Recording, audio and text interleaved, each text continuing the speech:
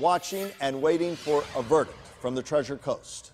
St. Lucie County Deputy Sergeant Gary Morales shot and killed more than 2 years ago. His accused killer, Eris Tisdale, could face the death penalty if found guilty. The jury began deliberations just after noon, and we have team coverage from St. Lucie County this evening. Megan McRoberts and Katie Johnson with live reports coming up, but we begin with my co-anchor Kelly Dunn outside the courthouse. Kelly? Good evening. We are nearing the end of a very sad chapter in law enforcement history here in St. Lucie County. It was February 28, 2013 that Sergeant Gary Morales from the St. Lucie County Sheriff's Office was shot and killed in his patrol car. Eris Tisdale was arrested, charged with this crime. His trial has been going on here for the past week or so, and jury deliberations began today shortly after noon. About an hour and a half into those deliberations, the jurors came back and said they wanted to rehear some of the witness testimony, the witnesses who saw the shooting of Sergeant Gary Morales. That testimony had to be replayed in its entirety, the audio version of the testimony, and that took us up till about 5 o'clock. We just got word a moment ago that the jurors are now back in the jury room and the deliberations have begun. In the courtroom right now, Sergeant Morales' family, his mother, his father, his widow, other family members, in addition to St. Lucie County Sheriff Ken Mascara. Also, Eris Tisdale's family, his mother and aunt, are in the courtroom as well.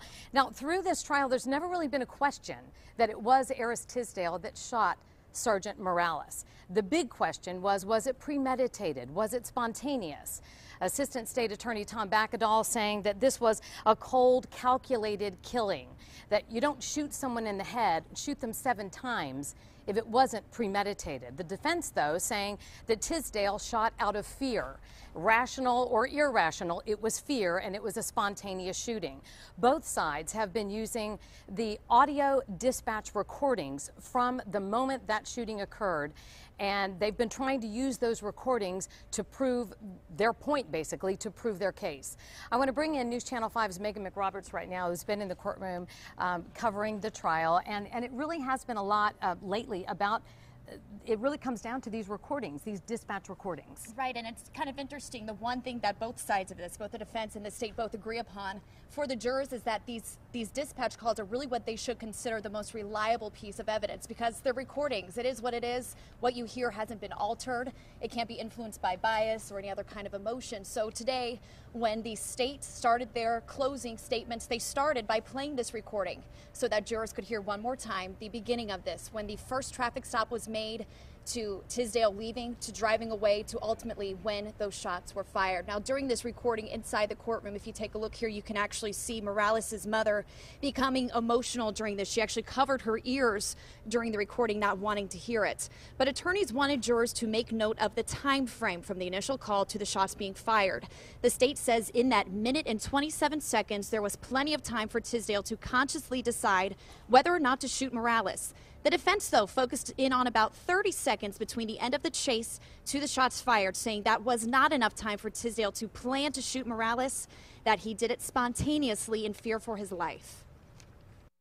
For 1 minute and 27 seconds, he is engaged with Sergeant Morales. He is aware of Sergeant Morales' impression. He is thinking, what am I going to do?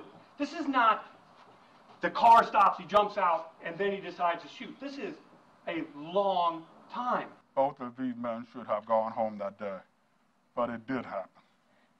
We can't change history, but it's up to you to figure out what the heck happened. And Kelly, as you mentioned, those jurors have been re-listening to some testimony from earlier in the trial from 2 witnesses and a deputy. They are, that's the only request they've made today. That's the only question that they've asked to re-look at it, the only piece of evidence. So hopefully that will be the last thing they need to hear before they come to a verdict. And hard to tell if we're going to get that verdict today or if they will then dismiss for the night and they'll resume tomorrow. So we'll wait and see. Megan, thank you very much. Gary Morales, Sergeant Gary Morales, only the 2nd St. Lucie County Sheriff's deputy killed by gunfire in the line of duty in the past 100 years. The last time this happened in this county was when Sheriff Daniel Carlton was shot and killed in the line of duty, and that was in 1915. So did this killing of this law enforcement officer here have an impact in this community? You bet it did.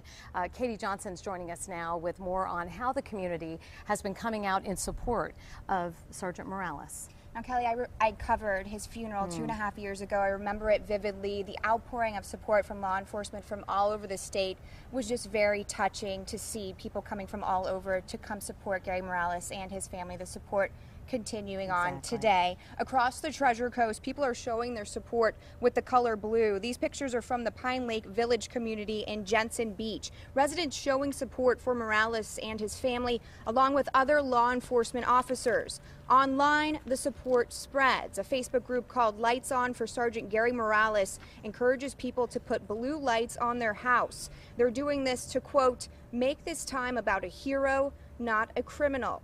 We checked out this Facebook group just a few moments ago. There are dozens of pictures on this page, including 2 from Gary's wife, Holly. Kelly. All right, Katie, thank you very much. We're going to go over the timeline now for those of you who have been a little less up to date on this crime and this trial. We begin, of course, with the actual shooting and the death of Sergeant Morales, and that was a little more than 2.5 years ago. Morales was shot and killed by Eris Tisdale. He was arrested that morning, February 28th, 2013. He was arrested 10 minutes after the shooting occurred. A month later, the grand jury indicted Tisdale on first-degree murder charges. Prosecutors also at that time said they were going to seek the death penalty. Tisdale was denied bond. He has been in the Martin County Jail since the day of his arrest, almost exactly, or in the St. Lucie County Jail almost 31 months ago. 2 days after his indictment, that was back in March of 2013, there were some new charges that were filed against him for possession of drugs and firearms. And in January is when the judge set the court date for late May. That's when the trial was supposed to begin this year, and it was delayed until just recently. Jury selection, as we said, began 2 weeks ago. That lasted 8 days, and then the trial started last Thursday. If convicted, Tisdale could face, as we said, either death or life in prison without parole, even if he is convicted of second-degree murder, which is what the defense is going for. He still faces life in prison without parole. We'll have more coverage, and we'll check back in and see where we stand with jury deliberations here at the St. Lucie County Courthouse. Now back to you.